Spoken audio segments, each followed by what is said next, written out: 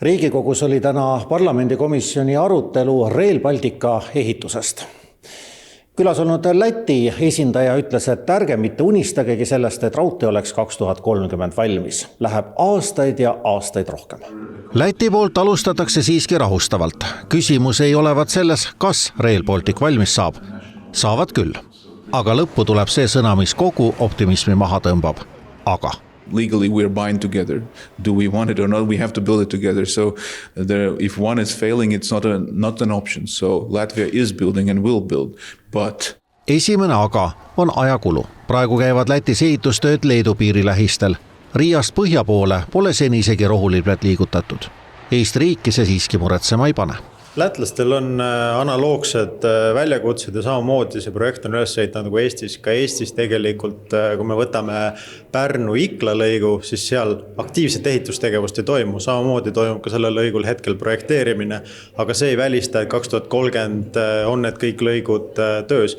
Ka Läti on oma ehitustegevust ja fookust seadnud just lõunast ehk siis Leedu piirist Riia poole üles, kus nad on kõige ehitusküpsemad, nii nagu Eesti alustas Tallinna poolt liikumist lõuna poole. Rail Baltic Estonia juhtkonna sõnul ei tähenda see siiski, et Läti oleks Riia ja Eesti vahelise piiri lõigu täiesti ära unustanud.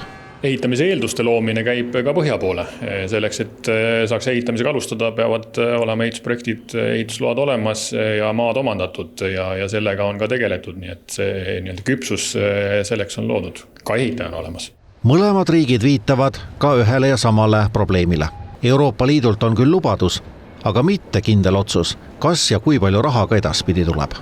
Kõige suurem rahastus on Euroopa Liidu poolne toetus, mis sellel perioodil on siis suures osas laiali jagatud, aga kui me vaatame järgmist Euroopa Liidu eelarveperioodi, siis komisjoni ettepanek eelmise aasta suvel toetab seda, et ka Rail Balticu sugused suured taristuprojektid, piiriülesed taristuprojektid saavad rahastust. Lihtsalt võrdluseks tuua, kui sellel perioodil on 26 miljardit eurot sellisteks projektideks, siis komisjoni ettepanekul järgmisel perioodil on 51 miljardit eurot. Kõikides nendest agadest hoolimata püsib ametliku lubadusena, et Rail Baltic peaks valmima 2030. aastaks. Põhiline probleem on ikkagi see, et praegu on ju eesmärk, et 2030 saab raudtee valmis, 2031 peaksid juba rongid sõitma. Et tegelikult, mis puudutab seda, et siin me saime kinnitus, et selleks ajaks ikkagi projekt valmis ei saa. Läti esindaja ütleb selle aga otse välja. 2030 ei ole lihtsalt realistlik.